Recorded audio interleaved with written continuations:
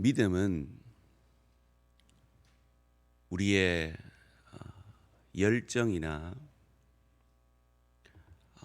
그 믿음의 결과로 우리에게 주어지는 어떤 현실적인 축복이나 우리가 얼마나 뜨겁게 열정적으로 믿느냐 이전에 믿음은 대상에 관한 것입니다. 누구를 믿느냐 하는 것입니다. 우리가 잘 아는 대로 히브리서 말씀은 유대교의 뿌리 가운데 세워진 이 기독교 소수였던 그 기독교인들이 박해를 받으며 다시금 이전의 유대교로 돌아가려는 배도의 유혹을 받고 있고 현실적인 어려움 속에 있는 그리스도인들에게 주어진 말씀입니다. 그들에게 주어진 현실을 볼 때에 그들에게는 배도의 유혹이 충분했습니다. 마치 오늘 한국교회의 알곡과 가라지를 가르는 것처럼 이 코로나19로 인하여서 한국교회 성도들의 신앙의 상태를 가르고 있는 것처럼 당시의 그리스도인들에게는 배도의 유혹이 충분했습니다. 예수 믿으면 복 받는다, 예수님 곧 오실 것이다 라는 그 현실적인 상황만 봤을 때는 온다고 하는 예수님은 안 오고 현실은 피폐하고 가족으로부터, 종족으로부터, 친지로부터, 친구로부터 외면당하는 그 현실 속에서 그들에게 오늘 히브리서 저자는 믿음은 1차적으로 대상에 대한 것이다 라고 말하고 있습니다. 그들이 믿는, 그리고 우리가 믿는 믿음의 대상은 어떤 분이냐? 멜기세덱의 반차를 통해 온 의의 왕이요 평강의 왕이다 라고 1절에서 3절 말씀이 우리에게 말해주고 있습니다. 그러면서 히브리서 기자는 모세와 아브라함을 자주 언급합니다. 왜 그렇게 말할까요? 지금 이 히브리서 첫 수신자들은 유대교와 기독교 사이에 혼란을 느끼고 있는 사람들이기 때문입니다. 다른 말로 하면 복음과 율법 사이에 무엇이 더 우월한가, 이것을 가지고 고민하고 유혹을 받고 있는 자들이라는 것입니다. 그래서 율법보다 복음이 훨씬 우월함을 어떻게 해서든 설득하는 그 시간들을 히브리서 저자는 히브리서 첫 수신자들에게 말하고 있는 것입니다. 우리가 믿는 예수님, 오신 메시아, 그들이 믿었던 그 복음의 메시아는 어떤 존재입니까? 4절 말씀에 이 사람이 얼마나 높은가를 생각해 보라. 조상 아브라함도 노략물 중 10분의 1을 그에게 주었느니라. 이 유대교의 시작은 아브라함부터였지 않습니까? 너희들의 믿음의 시작이었던 그 아브라함도 10의 1을 바칠 만한 존재다. 그 아브라함의 승리의 주관자가 되신 분이 그분이다 라고 이 복음의, 너희가 믿는 믿음의 대상의 우월함을 말하고 있습니다. 그리고 5절 말씀을 통하여서 제사장보다도 우월하다라고 말합니다. 레위의 아들들 가운데 제사장의 직분을 받는 자들은 율법을 따라 아브라함의 허리에서 난 자라도 자기 형제인 백성에게서 10분의 1을 취하라는 명령을 받았으나, 아브라함도 10분의 1을 바친 존재고 너희도 10분의 1을 바쳐 섬기는 그 제사장과 레위 지파들보다 우월하다라고 강조를 하고 있는 것입니다. 너희의 조상이 레위 자손이 생기기 전에 아브라함도 10분의 1을 바친 그 존재가 우리가 믿는 메시아 그리스도다라고 말하고 있는 것입니다. 레위 족보에 들지 아니한 멜기세덱은 아브라함에게서 10분의 1을 취하고 약속을 받은 그를 위하여 복을 빌었나니 논란의 여지 없이 낮은 자가 높은 자에게서 축복을 받느니라. 한마디로 너희가 유혹받고 있는 그 유대교가 믿고 있는 그 율법보다 그 율법은 그림자요 실체인 메시아 그리스도, 그분이 너희가 유혹받고 있는 유대교의 그 신보다 월등하다라고 강조하고 있는 것입니다. 10절 말씀에 보면 이는 멜기세덱이 아브라함을 만날 때에 레위는 이미 자기 조상의 허리에 있었습니다.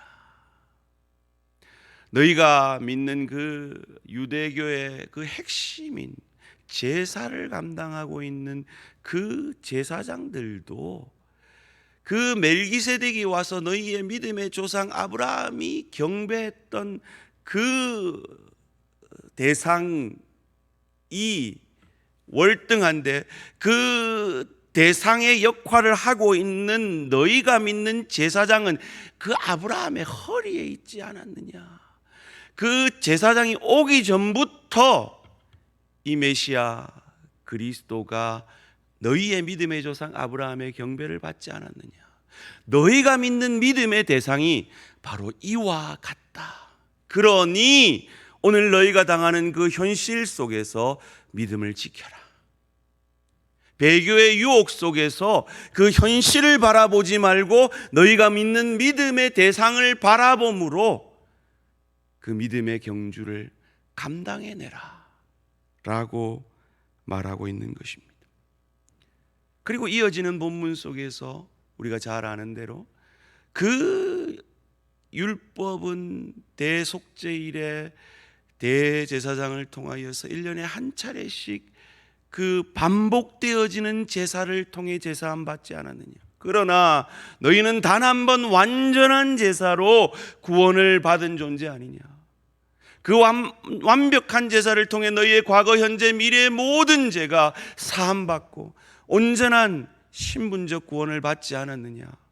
하나님의 자녀가 되지 않았느냐. 그러니 수준적 구원으로 그리스도 예수의 형상까지 자라가기 위해 너희에게 허락된 이 환난을 감당해내라 하신다.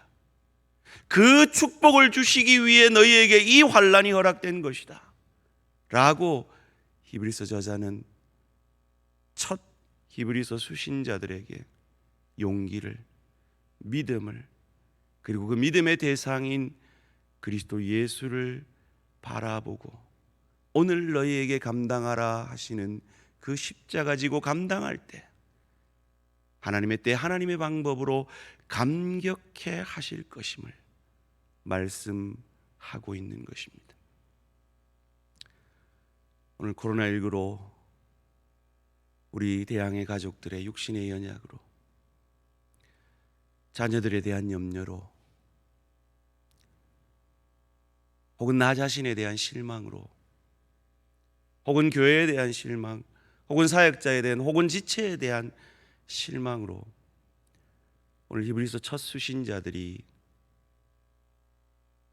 유혹받았듯 우리도 늘 시험당합니다. 그때에 기억하라는 겁니다. 오늘 많은 사람들이 한국 기독교를 핑계댑니다. 한국의 목회자들을 핑계대고 한국의 교인들을 핑계대며 믿음을 떠납니다. 배교합니다. 그때 히브리서 저자가 말합니다. 믿음은 1차적으로 그것이 아니다. 믿음은 1차적으로 누구를 믿느냐는 것이다. 그리고 우리의 믿음의 대상은 온전하신 그리스도요, 멜기세덱의 반차를 쫓아온 제사장이시고 아브라함보다 월등하시고 모세보다 월등하고 율법보다 월등하고, 오늘 우리의 용어로 말하면 세상이 주는 부보다 월등하고, 세상이 주는 건강보다 월등하고, 세상이 주는 자녀의 축복보다 우리가 받은 구원의 복이 월등하다. 그러기에 그 믿음을 굳게 지켜라. 감격해 할 날이 올 것이다 말씀하는 것입니다. 이 말씀을 붙들고 오늘 하루도 힘겨운 세상의 삶 속에서 소금과 빛으로 살아내시는 저와 우리 모든 성도님들 되시기를 주님의 이름으로 축원합니다. 기도드리겠습니다. 살아계신 하나님 감사합니다. 그렇습니다. 이브리서 첫 수신자들처럼 저희도 여러 어려움 가운데 있습니다. 주의 교회가, 우리 대양의 가족들이, 대양의 일터가 코로나19로 어려움 가운데 있습니다. 살아계신 하나님, 어려움 속에 있었던 이 히브리서 첫 수신자들에게 이 말씀으로 용기를 주신 것처럼, 소망을 주신 것처럼 우리에게도 이 말씀을 통하여 믿음의 대상이신 그리스도 예수를 온전히 바라보는 저희들 되어지게 하여 주시옵소서. 이 어려움 속에서 다시 한번 한국교회가 믿음의 현상들이 아니라, 믿음으로 주어지는 복이 아니라 그 복의 대상이신, 복의 주체자이신 그리스도를 더욱 깊이 바라보는 역사가 있게 하여 주시옵소서. 감사드리오며 이 모든 말씀 주 예수 그리스도 이름으로 기도합니다. 아멘. 하늘에 계신 우리 아버지여, 이름이 거룩히 여김을 받으시오며 나라가 임하시오며 뜻이 하늘에서 이루어진 것 같이 땅에서도 이루어지이다. 오늘 우리에게 일용할 양식을 주시옵고 우리가 우리에게 죄 지은 자를 사하여 준 것 같이 우리 죄를 사하여 주시옵고 우리를 시험에 들게 하지 마시옵고 다만 악에서 구하시옵소서. 나라와 권세와 영광의 아버지께 영원히 있사옵나이다. 아멘. 기도하실 때 계속해서 부흥이를 위해서 기도해 주시기 바랍니다. 자유하시겠습니다.